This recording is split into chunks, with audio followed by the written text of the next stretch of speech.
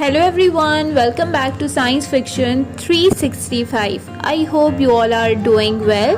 As we have covered chapter 3 biodiversity class 9, so today we are going to cover review questions of biodiversity. So let's start. Question number 1 is encircle the correct answer.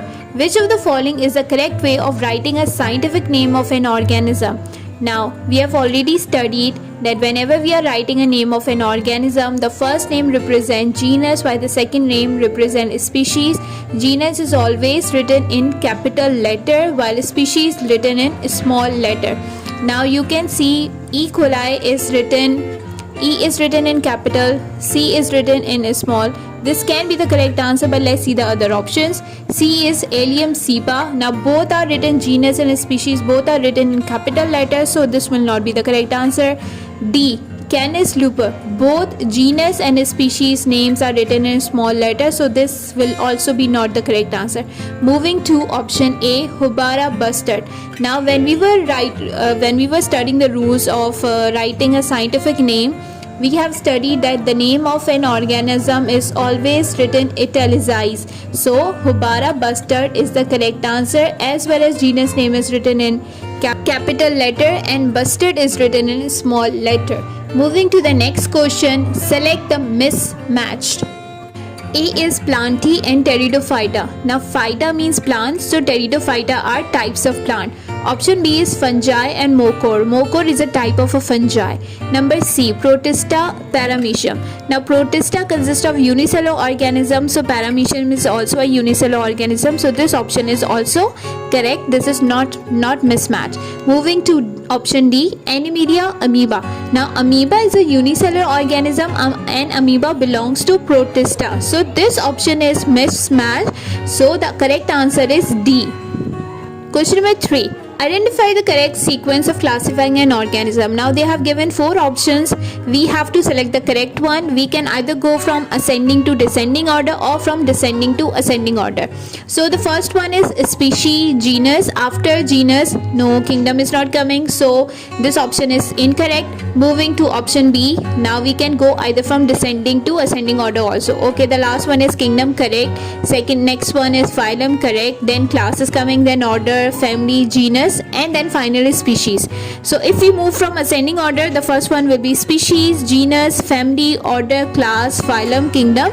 So the correct answer is option B. Moving to fourth option, all are involved in classification except analogous, homologous, cytology, genetics. Now homologous means same in structure but different in function, and analogous means same in function but different in structure. So analogous, homologous, cytology and genetics, these all 4 options are correct. These all 4 are involved in classification process. So the question seems to be incorrect in the textbook. Moving to the next question, question number 5. In the taxonomy hierarchy, choose a term which encompasses all other in the list. Number 1 is genus, species, order, class. Question means we have to choose out of these 4 options, we have to choose any one option in which the rest of the 3 options can automatically enter. For example, in genus, species can enter, but in genus, order and class cannot be entered. So the first one will be incorrect. Now let's move to the second one. Species is the smallest one. In a species, order, class and genus, they cannot be included. So if you remember the classification system, classification key, you can easily identify the answer. Among these 4 options, the correct and the biggest term is class. So the class, first class will come if we talk about descending order. Class, order, genus and then species. This means the correct answer is option D, 4, class. Moving to next question, question number 6. In 4 kingdom classification, kingdom Metaphyta include all of the following except dash.